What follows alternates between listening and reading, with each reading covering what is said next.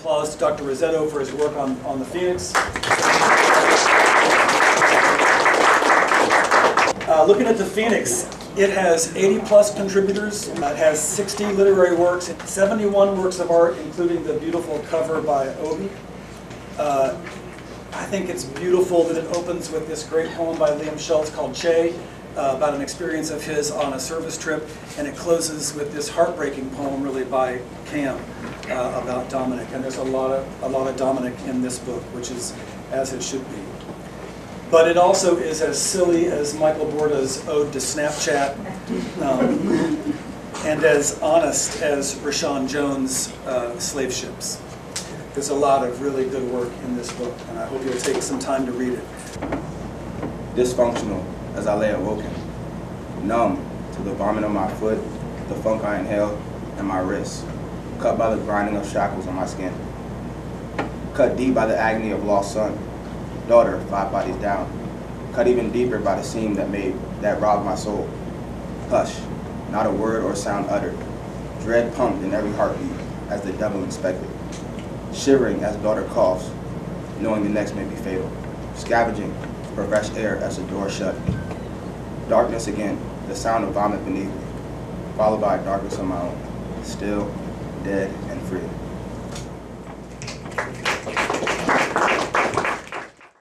My second poem is Maybe She Is Not, which is about kids in my middle school who bullied me for my mom being Hispanic from being from Bolivia.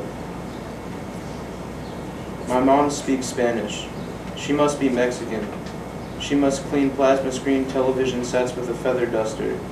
She must pick tomatoes for the farmers to eat while pesticides pick her nails down to flesh. She must fall from the floor she slept on into the bed of a pickup truck outside of Home Depot. She must get cursed out for cutting weeds slowly, but her sleeves cover cuts that shriek about her cut wages. Maybe she is none of those things. Maybe my mama from Cochabamba speaks better English than you. Maybe she went to college just like your parents did, works at the same businesses too. Maybe she has a natural skin tone that you try to get sprayed on. Maybe she is the difference with similarities. Color does not matter, because last time I checked, all shadows look the same. This one is called Apparently, Brother. I used to cover my school books because I didn't want the edges too rigid. But apparently, that's not too brotherly. I used to let the hem of my navy khaki pants fly free over my Nikes, but apparently that's not too brotherly. I used to tie my Nikes and never drink 40s and respect the shorties, but apparently that's not too brotherly. And my brother always warned me to look out for my homie on Call of Duty and never call the authorities on any homie. My mama used to warn me that every morning that I am black and God is perfect for that. My mom used to warn me every morning that I am black, so I have to watch my back and always check forward with my hand on the swivel because she raised me right. But apparently, that's not too brotherly. Apparently, I have to satisfy needs plus a billion strict rules like hoodies. I live at a rigid point where cultures collide and they contradict, never compliment, leaving me to decide how brother of a brother I want to be.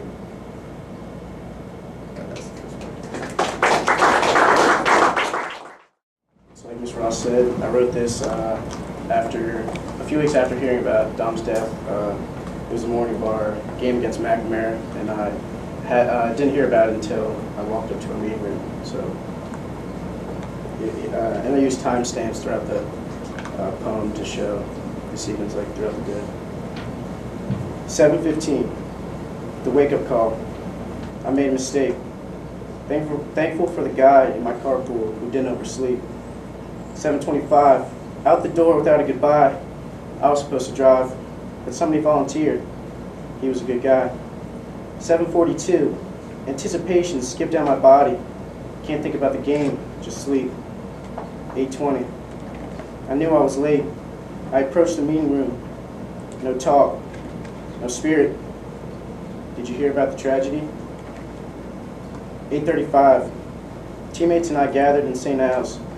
One hug following the next, our brothers processed into the church. Every question imaginable already having passed through everyone's mind. One thought, gather, love each other, and pray. 8:40. 8:45. My prayers echoed off the high ceilings and directed me back to my brothers. I looked out at a group of men who were once strangers. I cried and thanked for the opportunity of meeting and experiencing with my brothers. While in the church, our brother Dom is no longer gone. Thank you.